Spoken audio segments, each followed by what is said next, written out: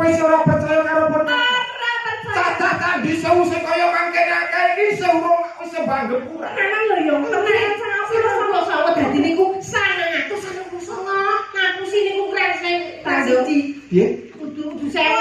Kowe teges ora iso minangkane apa sing dadi jalukmu. Nyatane candi anane gur 999 kurang siji Bandung. Tegese kowe ora iso dadi bojoku senajan to kurang siji ning kowe ora genep. Cacah candi sewu kurang siji kowe tega sampe katesane pun Kakang Bandung Bondowoso. Iya. Ora nonton kaya ngopo perjuangane pun Kakang Bandung. Niku mau request saking sing Mbah Reksa bali cangkruk ragi mriki ora. Oh ngaten. Jaluk fragmen Sri Tanjung lho. Nek iki rasa yo namene kowe yo. Nggih, mantap bae. Pripun? Oh, lakone diganti. Ganti napa? Sutradarane kowe, role kowe tak pasrahe kowe. Kira-kira diganti apa lakone? Nek Bandung Apa? Hah? manut ki marian sampeyan. Bandung. Iya. Mbak tapi dadi apa enggak mesti dadi apa. Nek Bandung niku lak kalih anu Pak, napa? Ora jenggrang. Lara jonggrang. Kowe lara jonggrange ya? Lah Mbak Lucy. Lara kuning. Masa orang Anu yo candi ngono maksudnya. Oh iya. Yo ngembani. Abdi. Oh. piye? Iya kok kaya ora anu lho kok anu lara jonggrange ngono piye? Loro kuning kuwi. Ora. Tapi bali, Mbak Tatin ora jenggrane. Ya. Sampe Bandung. Bandung wedhiet. Ya sak onone to ketoprak ya wong telu kok ya. Kirim budaya jenenge. Kere budaya kok. Ngono iki kudu kagak main kok sing penting tiket wis kadung mlebu kok ya. Ayo. Tuluk.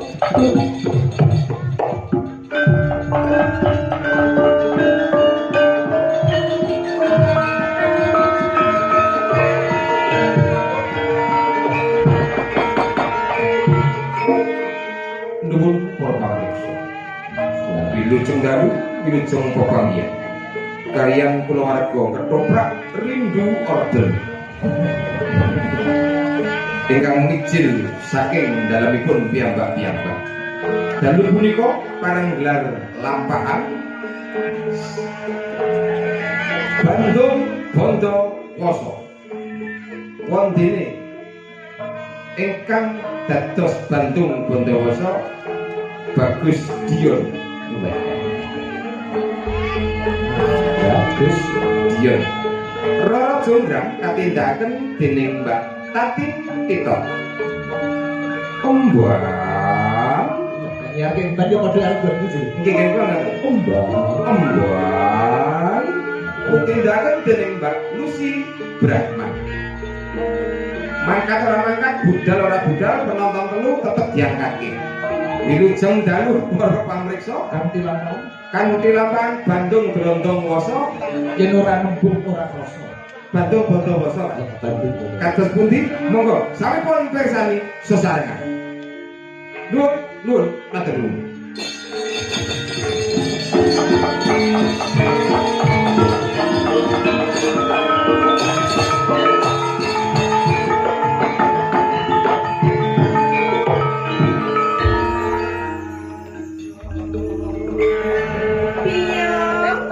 Wonten dawuh Ndara Putri.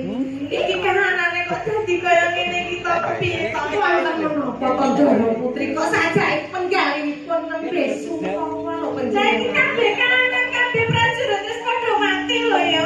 Lho kados ngoten to. Ayo Juk, iki awak dhewe mung urip wong loro iki Juk kepiye menawa wonten piyai ajar kaya ngono lho Ndara Putri nggih. Terus saya rupane kaya apa? Jonggrang. Kula mboten trima Ndara Putri iki. Aja kaget aku sing teko Jonggrang.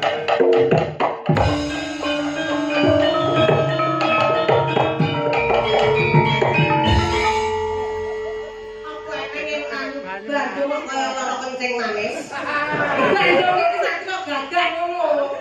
Kurang Melakumu sing gegek gagal. Dekat. Ya Pak, ya Pak.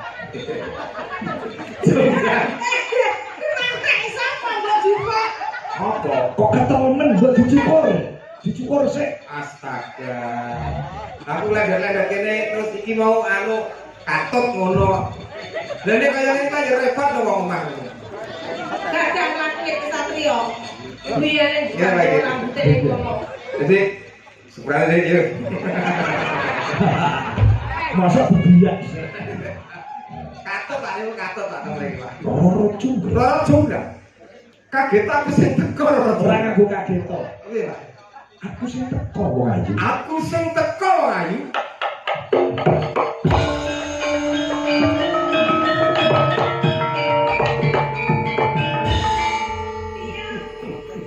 Iki wis sajake ana wong teko iki aku ora ngerti urung manut kok tulung ditakoni iki sapa ngono lho. Iki sinten Tandara Putri wong rupane kok kaya Jungkrak. Mangertiya sapa sing praktawan iki ana ing Taman Kaputren. Bengi, Ceritane lak ketoprake aman to Pak Mayor. bengi naik. Lalu meneh iki. Jadi data disetip iki. Iya. Ing bengi iki Jungkrak. Ya iki pun Kakang Bandung Bondowoso. Ada sikile ada.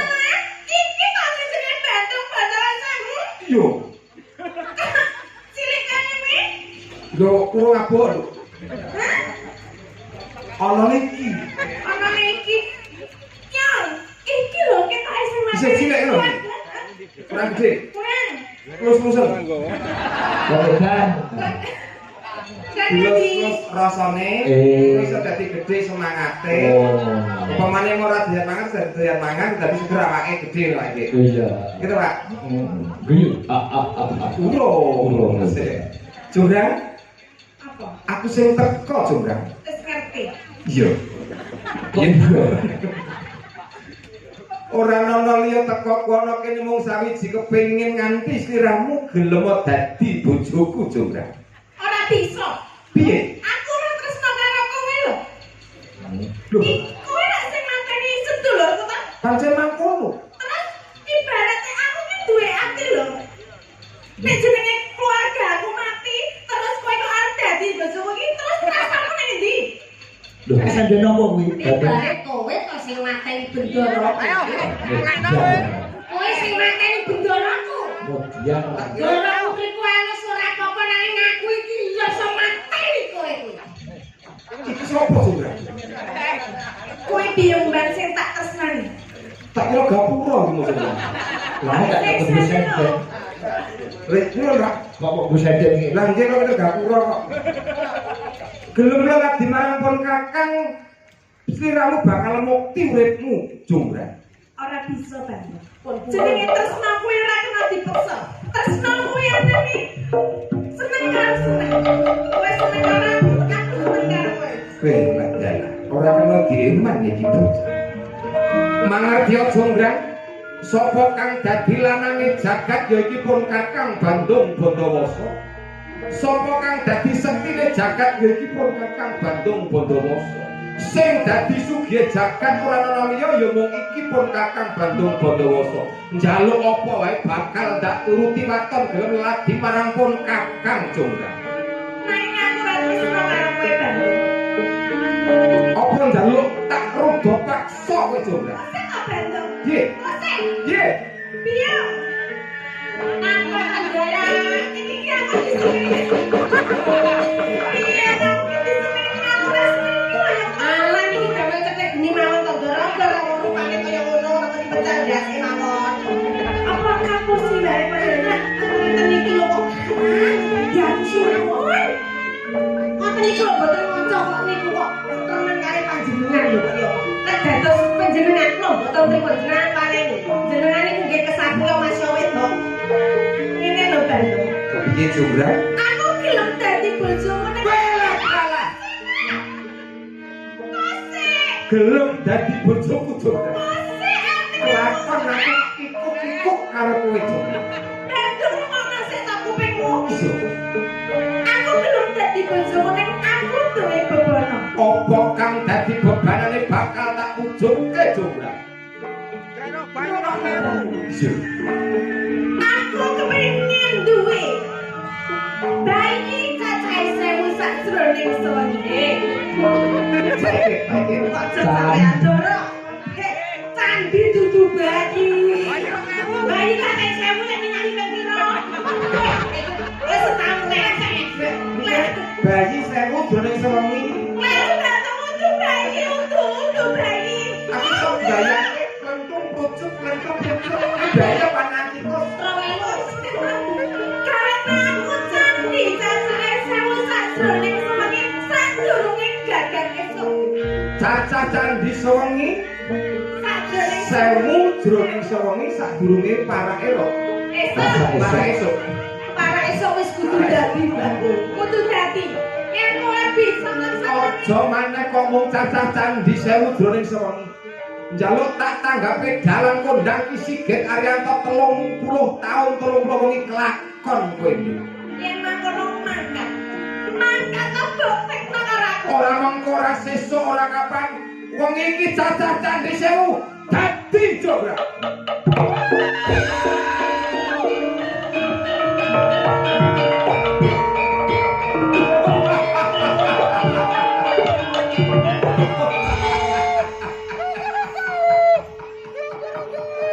Kuwi banduke gawe candi.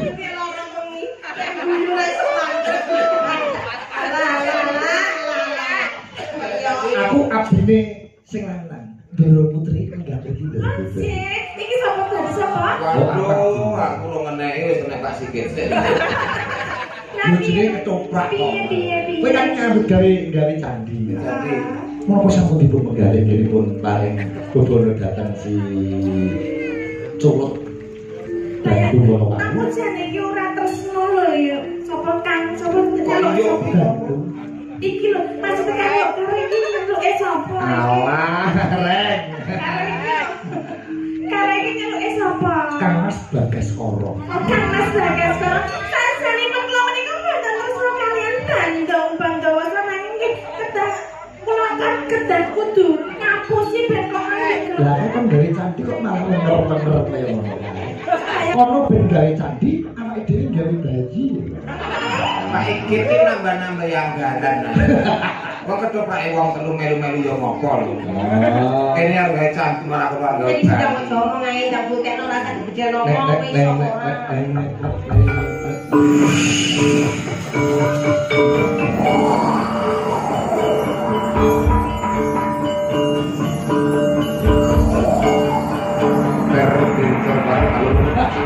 Satu dua tiga aduh. Sekarang kami saya tadi.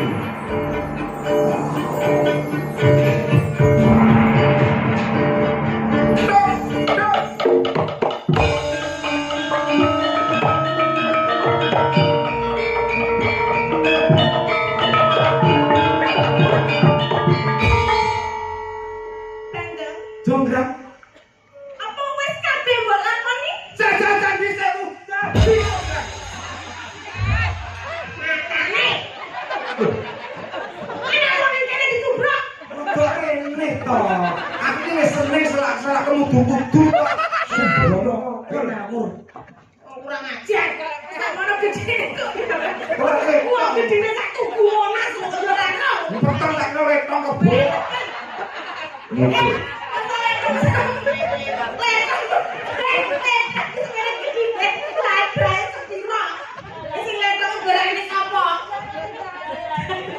Ngono karono. Diantisipasi toh. Jonggrang. Sako bungahing hatiku iso ngersanani apa kang dadi panyuwunmu Jonggrang. Ayo lagi marang kowe. Lho, kowe iso ora percaya karo pernah. Cacah candi sewu sing kaya mangkene akeh iki seurung wis banget kurang. Kurang. Aku nek urung tak etung urung percaya. Biar tolong etung ngapusi niku ngapusi. Biar tolong dietongke ya. Jenengane kudu etungne nggih, Ndara. Candi sisih kidul rika wonten 1 loro terus wonten 100, Ndara. Heeh, terus 500 gunggune. terus candi Candi wonten mriku nggih jiro lupa wonten 400 jadi 900 bunggune. Candi sing wonten mriku endi kono? Jiro lupa 6 7 8 9 10 11 apa 99 ta Ndara? Pira? 99 boten genep 100 tenane lho ya. Estu jajal dibagi. Ini kono ana sing turu. Candi kok turu. Anu bareng ngono. Tenanan lho yo, tenanan 99 dadi niku 999 ngapusi niku kreseng siji. Piye? Kudu sewu. Kowe teges ora iso. Minangkane apa sing dadi jalukmu? Nyatane candi anane gur 999 kurang siji Bandung. Tegese. Tegese kowe ora iso dadi bojoku senadyan to kurang siji ning kowe ora genep. Cacah candi 1000 kurang siji kowe tega sampe katesane pun Kakang Bandung Bondowoso. Iya. Ora nonton kaya ngopo perjuangane pun Kakang Bandung Bondowoso. Ente ya, bisa coba perjuangan. Ya coba. Ini dua order Ini dua order, sama masalah ya? Sama masalah. Sama masalah. Ini nyatane cacah candi 1000 mung kurang siji wae sliramu tega sampe katesane pun Kakang Bandung Bondowoso. Bapak. Nggih. Pak.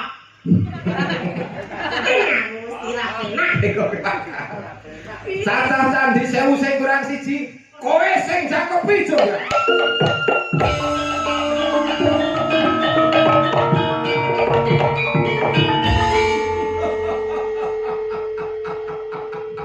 Kariban Tapani. Wih. Di PM, garinge 80 kilo. jadi Patung, Pak.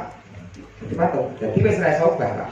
wih Patung lah atas lagi. apa Buat di kapak-kapaknya meneme, Pak.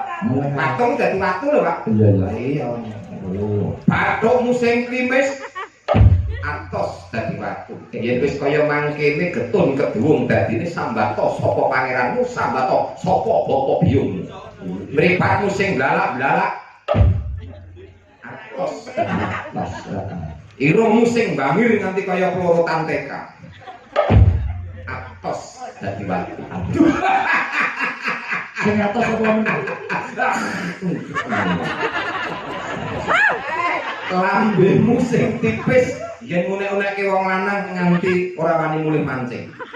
Atos dadi watu. Janggutmu sing nyatis nganti kaya cantolan anduk.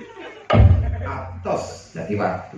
Gulumu sing olan-olan nganggo sandangan apa wae sarwa patut apa meneh yen ora nganggo sandangan. oh iya Atos dadi watu. Gelunganmu, pundakmu, gegermu, bokongmu.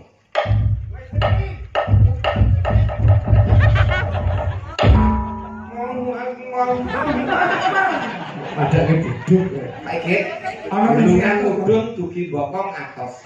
Bathuk mudhun dugi nggen gulu atos. coba liyane duduk Payu doro. Jenenge kok bener Bro, ono sak mleblake melok Pak ya. ojo Payu doro.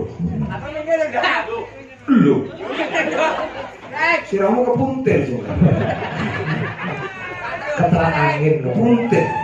Iki kei kacang wis padha ngarep juga. ngawur ngece mau guling tingkat kacang tempek ini Mburi kabeh saperangan wis atos dadi watu bathuk mudhun temeke gulu ki reca kok pikniknya apa.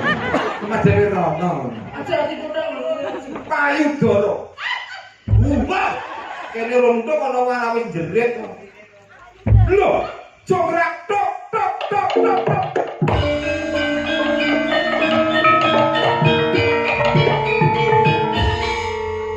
Jograk. Mburi kabeh atos dadi watu kok nggon payu doro wong atos. Lire Pak Sigit. iya Cocoran iki wong garing. Amrih garinge mapane ana ing tengahing alun-alun. Burung patut mapan ana ing taman Kapupen. iya Dunung ana tengahing alun-alun Jograk. Tok tok tok.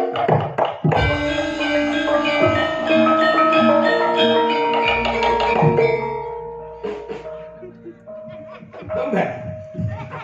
Wah, help me. Wong idune. Ora. Kayak iki kok. Apa? iki dikakake. Ora ngono. Malah Ndoro Putri. Dina ana suci ya kapan Ndoro Putri. Kapan kena tengah alun-alun sang sore kringin.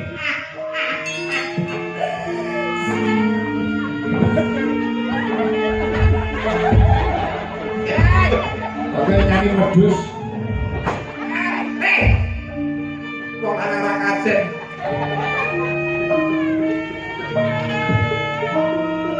Pak, mungkin kuat ya Pak. Iya, wis ben. Kok tak jujur dia. Ini apa?